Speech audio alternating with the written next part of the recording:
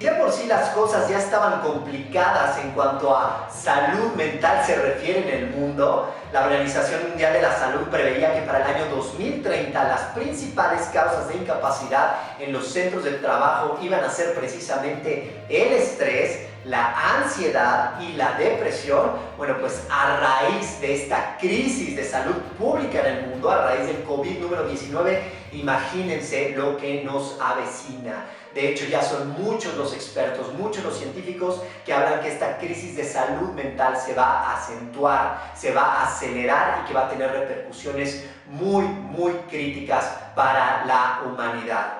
Las razones de por qué está sucediendo esto, bueno, sin duda son muchas, es multifactorial, pero deberíamos considerar algunas. Punto número 1, porque a fin de cuentas nos cayó por sorpresa, no lo esperábamos. Y cuando no está el ser humano preparado para algo, simplemente es mucho más crítico el efecto que cualquier crisis, que cualquier acontecimiento, que cualquier tragedia puede tener. Es diferente empezar a digerirlo a que de repente llegue de golpe. Entonces nos tomó en muchos sentidos de sorpresa porque no alcanzamos a dimensionar. Es cierto que ya teníamos noticias desde diciembre, pero no alcanzábamos a dimensionar de lo que se trataba. De hecho, creo que hay personas que todavía no lo hacen. Punto número 2, porque a fin de cuentas sí representó un cambio radical en nuestra forma de vida. No estábamos acostumbrados a vivir de esta forma. Y si bien el ser humano se logra adaptar a diferentes circunstancias, no es su fortaleza más grande, nos cuesta trabajo. Es cierto, depende ya de cada quien, de ser humano a ser humano esto puede variar, pero en términos generales no nos adaptamos tan rápido a los cambios, nos cuestan trabajo, afligen con mucha facilidad nuestra mente y necesitan un proceso que evidentemente seguimos en muchos sentidos pasando. Número 3, porque estamos encerrados en 4 paredes. Y esto es totalmente antinatural para el cerebro humano. Piensen cómo cuando se desarrolló, cuando evolucionó nuestro cerebro, nuestros antepasados, bueno, eran totalmente nómadas y estaban acostumbrados a caminar alrededor de 5, 7 y hasta 10 kilómetros todos los días para buscar alimento, para buscar otro refugio, para mudarse de lugar a lugar.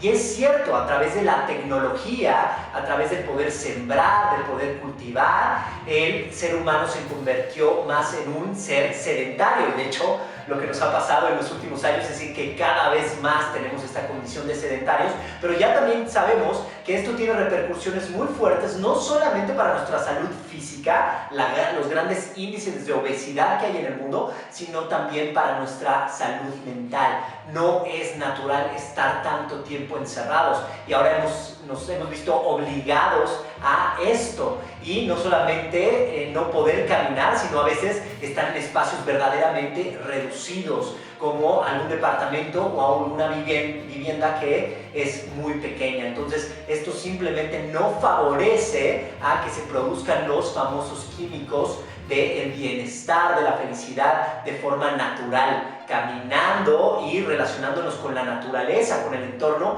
producimos diferentes hormonas del bienestar. Y punto número 4 y más importante es porque simplemente no estábamos preparados. Porque nadie nos ha dado las herramientas mentales y emocionales para vivir algo como lo que estamos viviendo.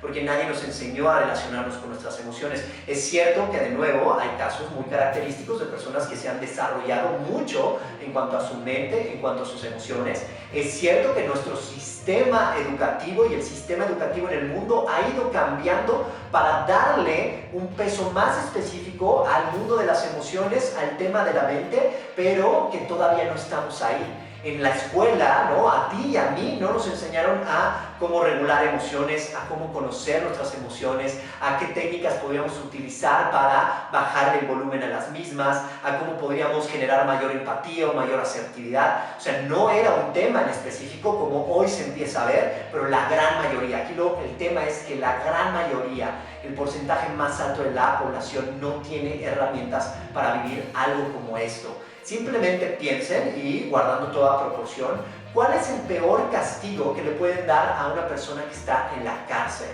Bueno, pues es mandarlo al famoso hoyo, al confinamiento, ¿no? A este cuartito oscuro, 4 paredes, en donde con tanta oscuridad, incluso pierden la noción del tiempo, pero lo que dicen que es más difícil de una situación como esa no es tanto la comida, no es tanto que no haya oscuridad, no es tanto el espacio reducido, sino es el tener que estar conviviendo con tu mente. La mente los termina volviendo locos y por eso les da tanto miedo el estar en una situación así. Ahora es evidente que nosotros no estamos en el hoyo, no estamos en un cuartito oscuro. Muchos de nosotros tenemos condiciones afortunadamente de gran beneficio, de casas, de diferentes espacios, incluso podemos llegar a tener un jardín que facilita mucho, aunque todos vimos las imágenes de ciudades en donde se vive más en departamentos que han crecido más hacia lo vertical. Bueno, ahí también representa un reto mucho mayor, pero a fin de cuentas y guardando toda proporción, como decía, estamos en esas situaciones, en ese confinamiento en donde por más distracciones que tengamos,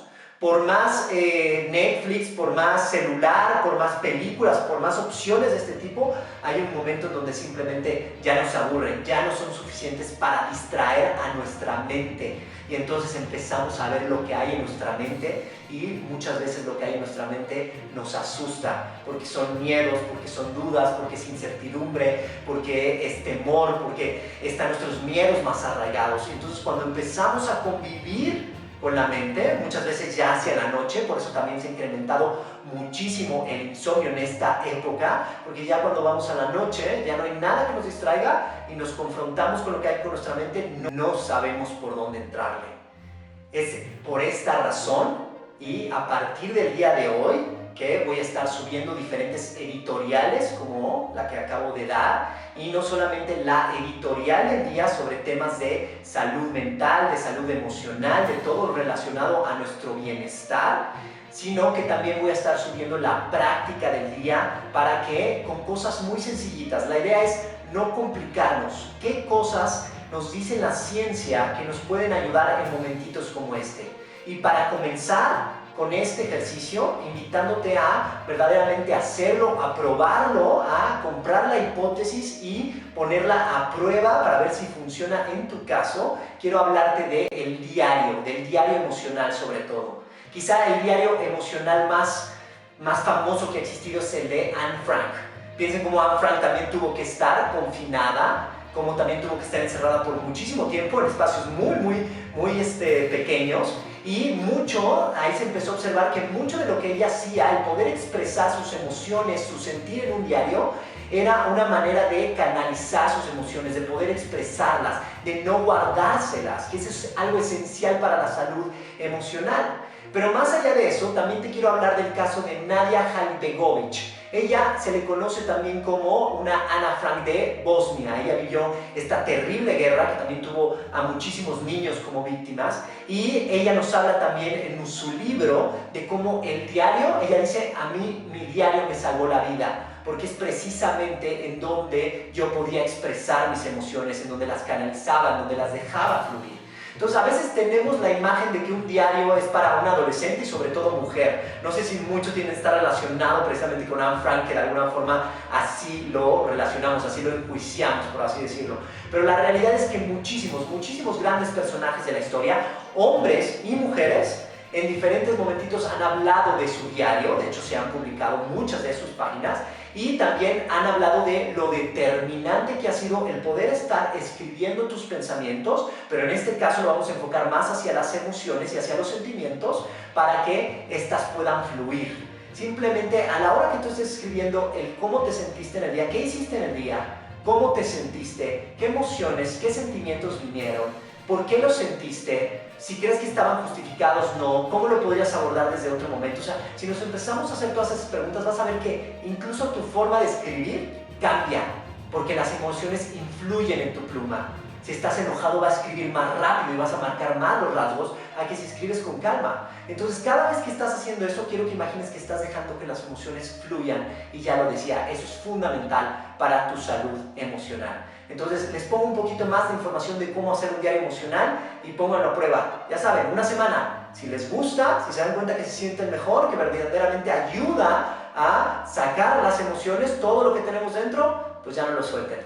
Saludos.